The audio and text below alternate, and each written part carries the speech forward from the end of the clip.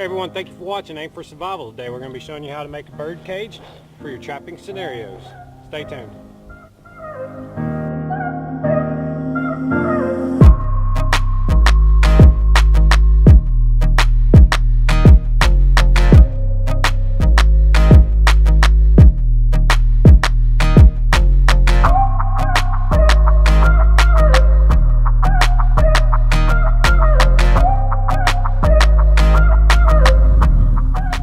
So what we have in front of me right now is a primitive bird cage, and it can be used for catching a lot more than just birds, guys. You can catch squirrels, rabbit, anything, possums, possibly. You might have to add weight to your trap depending on what you're actually going for. Now you'd want to use a baited trigger and lure the animal inside the trap. We're not going to be talking about the triggers, however, I would recommend studying the figure 4 deadfall trigger, the Paiute deadfall trigger, and possibly looking into purchasing the DF4. We've shown that on the channel before. However, I want to talk about this because live game never spoils. You can catch it and eat it whenever you're ready, possibly transport it with you, farm it, who knows. It's all up to you in the end. However, I'm going to show you a way to capture it live. Now this is, again, an oversized model, but it is definitely the basics. Now the beginnings of this trap are real simple. Take 2 sticks, tie them together on the opposing ends. Kind of like your log carrier system. We've done a video on that. However, you take one end and you flip it, creating an X. Now at this point you can adjust this however you need it. If you tied your right knots, you can slide it up or down as desired. However, we're just going to take it as it is. Now again, this is an oversized model, and the larger the sticks, the larger the gaps between the sticks, and the more likely your smaller critters will get away. However, for this example, using bright paracord, we will take and run sticks across here, but underneath the cordage. This is a real simple cage system. What it's going to do, as we add more sticks, it will create pressure on the cordage we've used. Bank line works really good for this. Paracord does too, as they both have high tensile strength and a little bit of stretch to them. Now alternating from top to bottom, left to right, depending on the length you need, you just keep adding sticks. But again, making sure you stretch them all the way out every time you put them in here. This will keep tension in the middle.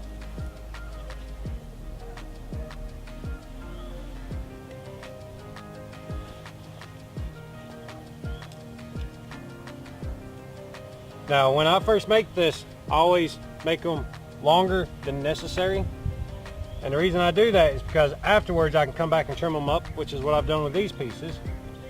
However, you do want to pair them with ones of similar length, but you don't have to be too picky. It's a real simple, real easy technique. And again, the benefits being that the animal will be alive when you get there. It will not be spoiled by the heat,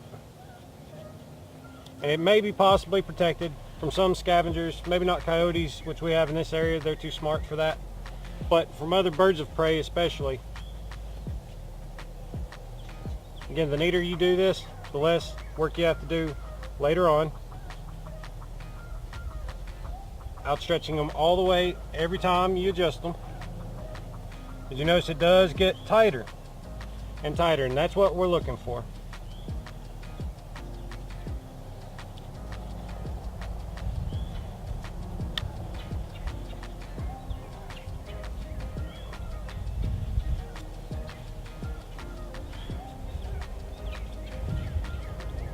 As you notice, that X has gotten pretty tight as it is already, and the stretch in this cordage will work just fine. Your snare wire will not be a good use for this, as it would dig into each branch, and again, it eventually would break.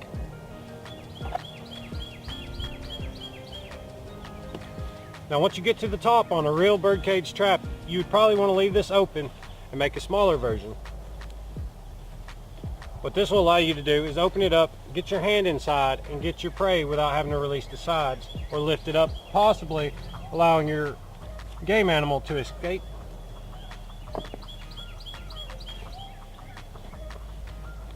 And again, even though it's tight, we want to keep rolling all our sticks as far forward as we can get them, or as far back as we can get them, keeping it as square as possible. The neater you do this, the longer it will last, and again, a live animal will fight to escape, so you will want some pressure against this to prevent it from buckling or bowing. Now this hole is getting pretty small, and the diameter of the sticks are getting smaller with it. That said, with all this pressure, they still need to be considerably thick. You want to practice this before you take this technique out in the field. You definitely want to have your track trigger system squared away. Now after a certain point, it may get so tight that you could create just a top lid. In this case, we're going to go just a little bit further, putting as much tension on here as possible. Again and again, I'm going to say that because tension is what holds this cage together. I'm going through the center at this point, raising it up and working it around as needed, sometimes rolling it, sometimes pinning it, but making sure I square those lower sticks as I go.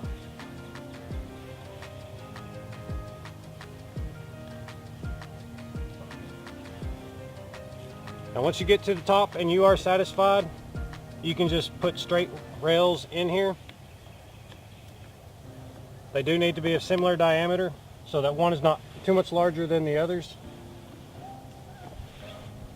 And then the last step, to add you one more toggle in between to apply pressure to all the sticks below.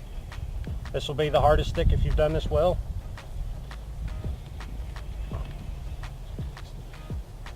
Now if you have any loose ones like this, go ahead and replace them immediately with a thicker one, keeping tension on the whole trap. If you really need to, again, you could shove a smaller stick in beside it to cause pressure to the outside as well. Now here you go guys, a real quick, real easy way to trap live animals. Again, this is a very large model. You'd want smaller diameter sticks so that they could not escape through these gaps. Again, this could be lowered directly onto an animal. Again, more often than not used with like a deadfall trap trigger system. With a baited trap, the animal would come here, set the trigger off, and would be captured. Again, you need enough weight to keep the animal. It will try to escape. I appreciate everything you do for the channel. If you haven't already, smash that like button, comment down below, subscribe, and as always, when you aim for survival, don't miss.